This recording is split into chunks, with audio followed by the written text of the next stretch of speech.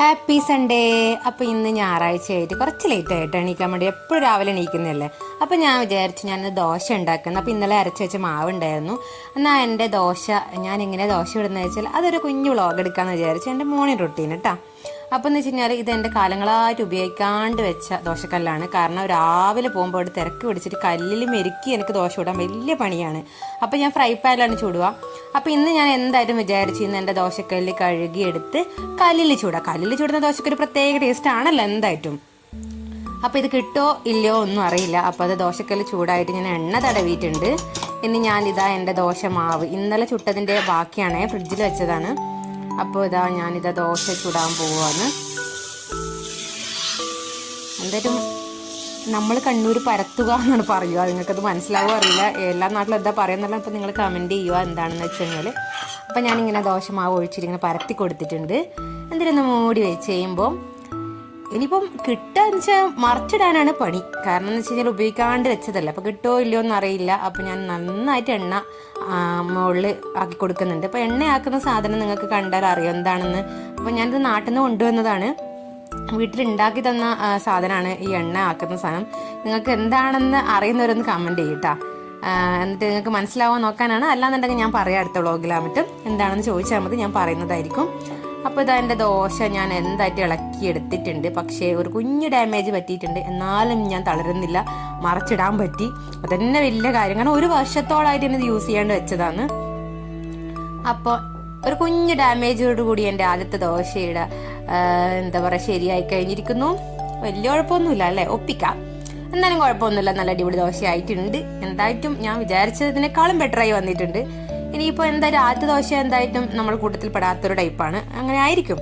അതിനിപ്പോൾ എന്ത് ഫ്രൈ പാനിൽ ചുട്ടാലും ആദ്യത്തെ ദോശയ്ക്ക് ഒരു അംഗവൈകല്യങ്ങൾ സംഭവിക്കാറുണ്ട്. അപ്പോൾ രണ്ടാമത്തെ ദോശ നമുക്ക് പെർഫെക്റ്റായി കിട്ടുമോ നോക്കാം. അപ്പോൾ ഇതാ പിന്നെയും എണ്ണ തടവിയിട്ട് എൻ്റെ ദോശക്കല്ലിലേക്ക് ഞാനിതാ മാവ് ഒഴിച്ചു കൊടുക്കുവാണ്. ഇനി ഞാൻ പരത്തുന്നുണ്ട്. ഒന്ന് അടച്ച് വെച്ച് വെയിറ്റ് ചെയ്യാം. നമുക്ക് വാച്ച് ആൻഡ് സീ എന്താണ് സംഭവിക്കുന്നതെന്ന് കാണാം.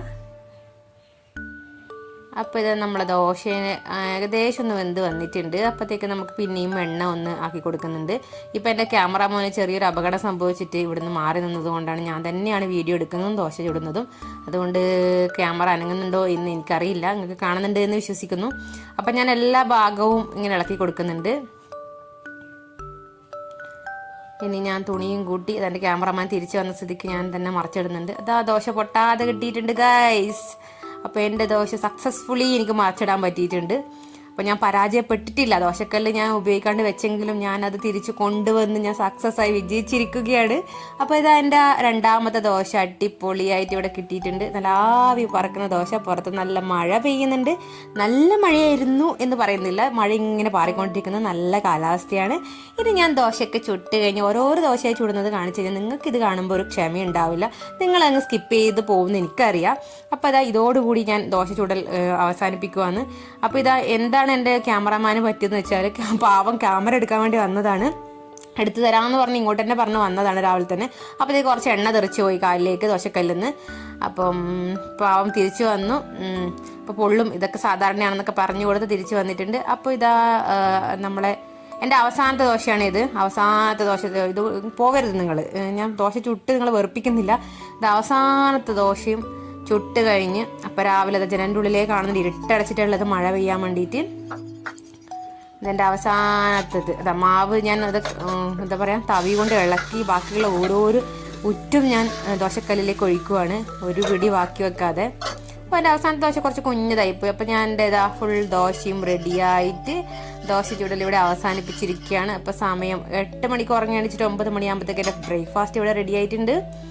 ഇപ്പം ഞായറാഴ്ച Sunday is the fun day ആണ് എന്ന് എനിക്ക് ഏകദേശം എല്ലാ വീട്ടിലും അങ്ങനെ തന്നെ ആയിരിക്കും. അപ്പോൾ ഇതാ എൻ്റെ ദോശ ഇങ്ങനെ നടക്കുവാണ് കേട്ടോ. വായുവിലൂടെ നടന്ന് ഇതാ നമ്മുടെ ഡൈനിങ് ടേബിളിൻ്റെ മേലേക്ക് പോവുകയാണ്. അപ്പോൾ എൻ്റെ ആദ്യത്തെ ദോശ ഇവിടെ ഒരാൾ എടുത്തിട്ട് അവിടുന്ന് ക്യാമറയൊക്കെ ഉപേക്ഷിച്ചിട്ട് വന്നിട്ട് തിന്നുന്നുണ്ടായിരുന്നു. അപ്പോൾ ഇത് കടലക്കറിയാണ് കേട്ടോ. കടലക്കറി എന്ന് പറഞ്ഞാൽ ഞാൻ രാത്രിയിൽ ഉണ്ടാക്കി വെച്ചതാണ്, അതുകൊണ്ടാണ് അതിൻ്റെ വീഡിയോ കാണിക്കാത്തത്.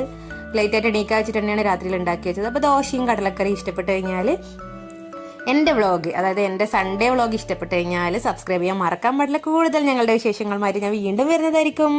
അപ്പോൾ വീഡിയോ കണ്ടതിനും സബ്സ്ക്രൈബ് ചെയ്തതിനും എല്ലാം താങ്ക്സ് ഫോർ വാച്ചിങ്.